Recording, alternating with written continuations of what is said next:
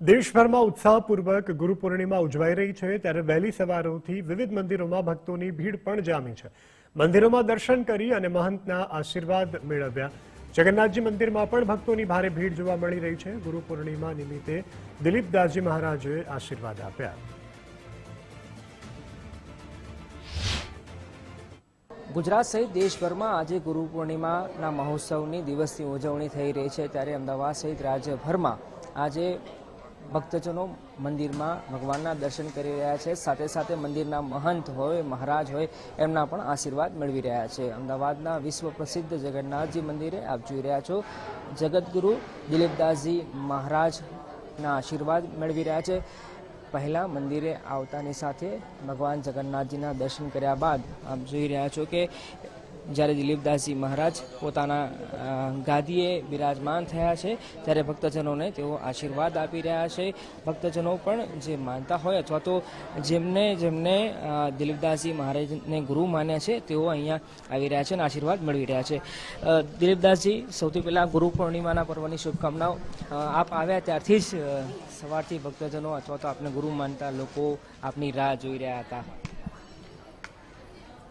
गुरु कृपा ही केवलम गुरु ब्रह्मा गुरु विष्णु गुरु देवो महेश्वर गुरु साक्षात पर ब्रह्म तस्मै श्री गुरुदेव।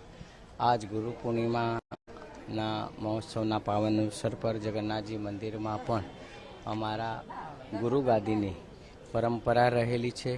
અનેક ભક્તોને આસ્થા અને શ્રદ્ધાનો આજનો આ દિવસ છે। આજનો આ એક ગુરુ અને શિષ્યનો એક પર્વ ઉત્સવ મનાવવામાં આવતો હોય છે।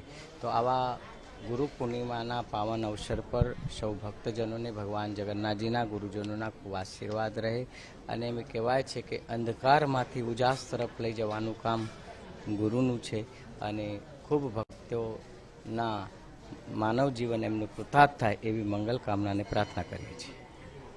દિલીપદાસજી, એ કહો કે આજના સમયમાં ગુરુનું સ્થાન કેટલું મહત્વનું છે, કેમ કે આજની યુવા પેઢી ની વાત કરીએ એને કેન્દ્રમાં રાખીને વાત કરીએ તો હિન્દુ સનાતન ધર્મને આપણી આદિ અનાદિ કાલથી આ પરંપરા લઈ છે।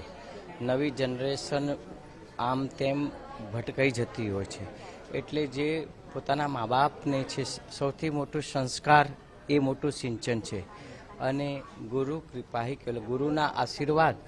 અને એમ કહેવાય છે કે એકવાર ભગવાન શ્રી કૃષ્ણએ પણ અને ભગવાન શ્રી રામના સમય પણ મર્યાદા પુરુષોત્તમ ભગવાનને પણ સ્વયં બ્રહ્મ હોવા છતાં પણ એમને ગુરુનું સ્થાનને બહુ મહત્ત્વ આપેલું છે અને પોતાના જીવનકાળ દરમિયાન પણ એમને ગુરુ કર્યા હતા અને આપણને એ સંદેશ આપ્યો છે કે ગુરુના આશીર્વાદથી આપણું બધું કલ્યાણ થતું હોય છે અને આપણું અંધકારમાંથી ઉજાસ તરફ જવાતું હોય છે। તો નવી પેઢીએ પણ આપણી આ સનાતન ધર્મની જે પરંપરા છે એમાં માનવું જોઈએ અને એની સાથે આસ્થા અને શ્રદ્ધા સાથે જોડાવવું જોઈએ। તમારી સાથે વાત કરવા બદલ તો આ હતા જગતગુરુ દિલીપદાસજી મહારાજ કે જેઓ પોતાના ગાદીએ બિરાજમાન થયા છે અને સવારથી જ મંદિરમાં વહેલી સવારથી અહીંયા ભક્તોની ભીડ લાગી હતી અને જ્યારે તેઓ અહીંયા આવી ગયા છે ત્યારે સવારથી જે ભક્તજનો અથવા તો દિલીપદાસજીને જેમને ગુરુ માન્યા છે તેઓ આશીર્વાદ મેળવવા માટે અહીંયા લાગેલા જોવા મળી રહ્યા છે। દિવસ દરમિયાન મંદિરમાં કંઈક આ પ્રકારની પરિસ્થિતિ આ પ્રકારનો માહોલ જોવા મળવાનો છે। માત્ર જગન્નાથજી મંદિર નહીં પરંતુ અમદાવાદ અને ગુજરાતના અલગ અલગ મોટા મંદિરોમાં પણ કંઈક આ પ્રકારના અલગ અલગ કાર્યક્રમોનું પણ આયોજન ગુરુ પૂર્ણિમાના દિવસે કરવામાં આવ્યું છે। કેમેરા પર્સન મનીષ ત્રિવેદી સાથે અર્પિત દરજી, ગુજરાત ફર્સ્ટ, અમદાવાદ।